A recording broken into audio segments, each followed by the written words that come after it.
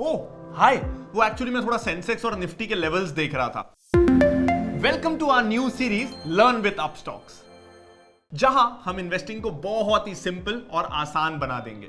चाहे आप इन्वेस्टिंग करने का सोच रहे हो स्टॉक्स में, म्यूचुअल फंड्स में, गोल्ड में, आईपीओ में या फिर रियल एस्टेट में, यहां ना आपको सारे टॉपिक्स की नॉलेज मिलने वाली है। तो आज का टॉपिक क्या है? आज का टॉपिक है कि आखिर ये सेंसेक्स और निफ्टी होता क्या है। चलिए जानते हैं। तो हम सब ये बहुत सुन रहे हैं ना कि सेंसेक्स 50,000 और निफ्टी 15,000 के ऊपर।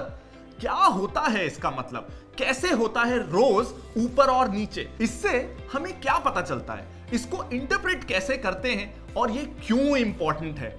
इस वीडियो में ना हम आपको बताएंगे सेंसेक्स और निफ्टी के बारे में कंप्लीट इंफॉर्मेशन। देश भर के सारे बिजनेस चैनल दिन भर आपको सेंसेक्स और निफ्टी का लाइव ग्राफ दिखाते हैं। अगर ये 200-300 पॉइंट भी नीचे चले जाए तो पता नहीं कितना सारा पैनिक क्रिएट कर देते हैं। इस तरीके से इस ग्राफ को इंपॉर्टेंस दी जाती है जैसे ये दुनिया की सबसे जरूरी चीज हो गई हो।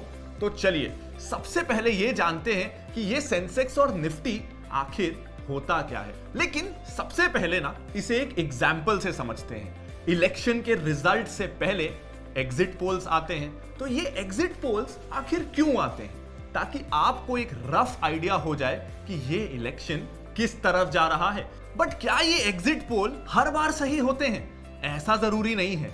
एग्जिट पोल्स 60-70% टाइम सही होते तो हैं, बट ये हर बार सही हो इसकी कोई गारंटी नहीं है। तो ये क्यों हर बार सही नहीं होते? ये पोल लेते वक्त सिर्फ कुछ लोगों से लिया जाता है। अगर लाखों लोग वोट दे रहे हैं तो उनमें से सिर्फ कुछ हजार लोगों का एक पूल बनाकर पूछा जाता है कि आपने किसको वोट दिया। इन कुछ लोगों के बेसिस पे एक अंदाजा लगाया जाता है कि बाकी लाखों लोगों ने किसको वोट दिया होगा और फिर एग्जिट पोल अपना रिजल्ट बनाता है। तो कभी कभी ये कम लोगों का सैंपल बहुत लोगों से मैच हो जाता है और कभी कभी ये नहीं हो पाता है। तो ऐसे ही इंडियन स्टॉक मार्केट में 4000 से ज्यादा कंपनीज लिस्टेड हैं। अब कोई भी रोज इन सारी कंपनीज का प्राइस तो देख नहीं सकता, बट आपको यह भी जानना है कि आज ज्यादातर कंपनी बढ़ रही है या गिर रही है। आपको एक अंदाजा चाहिए कि आज मार्केट कहां जा रहा है, मार्केट सेंटिमेंट कैसा है, मैक्सिमम कंपनीज ऊपर जा रही है या नीचे।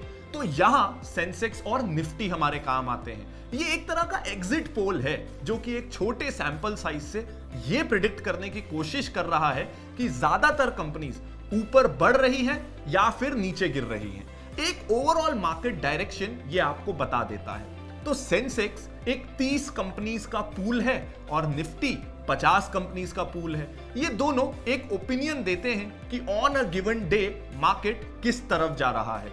अब जो निफ्टी के अंदर 50 कंपनीज हैं वो इंडिया की सबसे बड़ी कंपनीज हैं। तो जिस डायरेक्शन में ये 50 कंपनीज जाती हैं यूजुअली उसी डायरेक्शन में देश की बाकी कंपनीज भी जाती हैं। बट ऐसा हर बार हो ऐसा जरूरी नहीं। 60-70% तक ये सही होता है।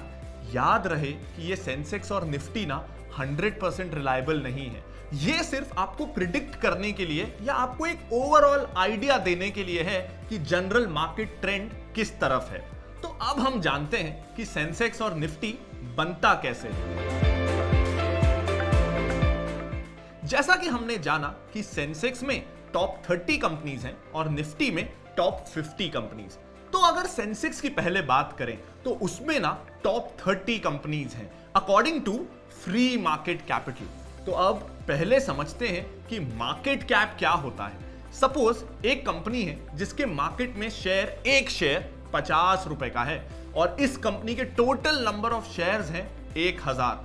तो टोटल कंपनी का मार्केट कैपिटल होगा price of 1 share multiplied by number of total share. हमारे एग्जाम्पल में उस कंपनी का मार्केट कैप होगा प्राइस ऑफ 1 शेयर जो है 50 रुपए into total number of shares जो है 1000, यानी मार्केट कैप हुआ 50,000। लेकिन सेंसेक्स में आने के लिए मार्केट कैप नहीं बल्कि फ्री फ्लोट मार्केट कैपिटल देखा जाता है। फ्री फ्लोट का मतलब जितने भी शेयर्स कंपनी के ओनर के पास हैं उसको हटाकर जो बाकी के शेयर्स बच जाते हैं। अगर हम हमारे एग्जाम्पल की बात करें जिसमें प्राइस ऑफ 1 शेयर था 50 रुपए और नंबर ऑफ शेयर्स थे 1000, बट अब इन 1000 शेयर्स में से 600 शेयर्स कंपनी के ओनर के पास हैं, ऐसा मान लेते हैं।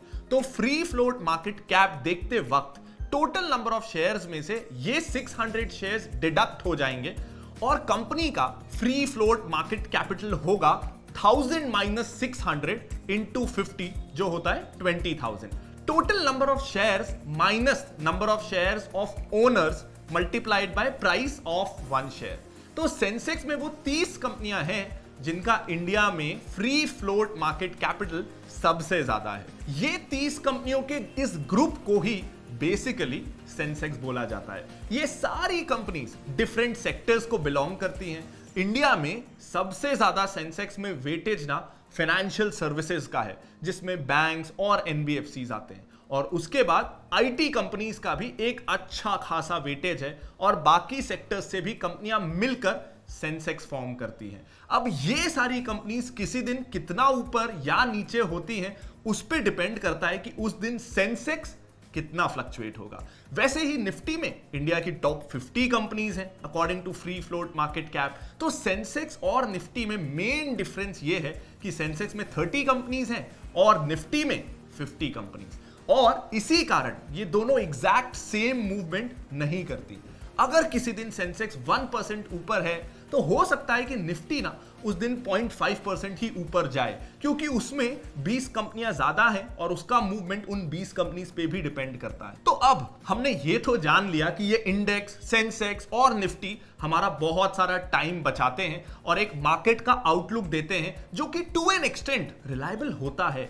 एक सेकंड में पूरे इंडियन मार्केट का एक अंदाजा मिल जाता है। ये इंडेक्स और भी यूजफुल हो जाते हैं जब इन पे मूवमेंट बहुत ज्यादा हो। अगर किसी दिन सेंसेक्स या निफ्टी बहुत ज्यादा ऊपर हो तो हम ये श्योरिटी के साथ कह सकते हैं कि आज मार्केट का मूड ना बहुत अच्छा है और मोस्टली कंपनीज बढ़ रही हैं। तो ये तो हो गया इंडेक्स के फायदे, बट इनके ना कुछ लिमिटेशंस भी होते हैं। तो चलिए अब थोड़ा उन लिमिटेशंस के बारे में जान लेते हैं। इन इंडेक्स में सबसे बड़ी कंपनीज नहीं है, सबसे बड़ी फ्री फ्लोट मार्केट कैपिटल वाली कंपनीज हैं। अब इस भी एक एग्जांपल को समझते हैं। सपोज एक कंपनी है ए लिमिटेड जिसका मार्केट कैप 1000 करोड़ का है, बट उसके ओनर्स के पास 75% का स्टेक है। तो ऐसे में उस कंपनी का free float market cap 250 crore का हो जाता है। अब ऐसे ही एक और कंपनी है बी लिमिटेड जिसका मार्केट कैप 500 करोड़ है और उसमें उस कंपनी के ओनर्स का 10% स्टेक है। तो उस कंपनी का free float market cap 450 crore का हो जाता है। तो कंपनी ए का मार्केट कैप 1000 करोड़ होने के बाद भी उसको निफ्टी में कम वेटेज मिलेगा, और जस्ट उसकी आधी कंपनी को जिसका मार्केट कैप 500 करोड़ है बट फ्री फ्लोट ज्यादा है, उसको ज्यादा बड़ा माना जाएगा और ज्यादा वेटेज मिलेगा। कंपनी बी के शेयर प्राइस मूवमेंट से निफ्टी में ज्यादा फ्लक्चुएशन आएगा as compared to company A. तो ऐसे में company B is bigger than company A because of free float market capital. तो ये हर बार एक क्लियर पिक्चर इसलिए नहीं दे पाता है। तो इसमें दूसरा लिमिटेशन ये है कि इसमें केवल 30 या फिर 50 कंपनीज का ही पूल है। तो हम सिर्फ इन गिनी चुनी कंपनीज से देश की सारी कंपनीज, चाहे वो छोटी हो या बड़ी, इररिस्पेक्टिव ऑफ इंडस्ट्री और सेक्टर को प्रिडिक्ट करने की कोशिश कर रहे हैं। तो ऐसा करने से ये हर बार एक क्लियर पिक्चर नहीं दे पाता। अगर आप किसी भी 50 कंपनी से देश की 4000 कंपनीज को प्रिडिक्ट करने की कोशिश करेंगे तो कभी भी एक्यूरेट पिक्चर नहीं आ पाएगी। अब थर्ड लिमिटेशन है सर्वाइवरशिप बायस का।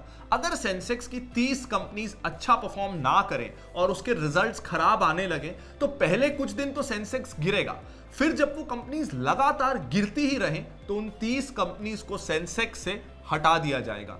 उन कंपनीज को न्यू कंपनीज सेंसेक्स में रिप्लेस कर देंगी। अब अगर ये नई कंपनीज अच्छा परफॉर्म करने लगे तो सेंसेक्स फिर से भागने लग जाएगा।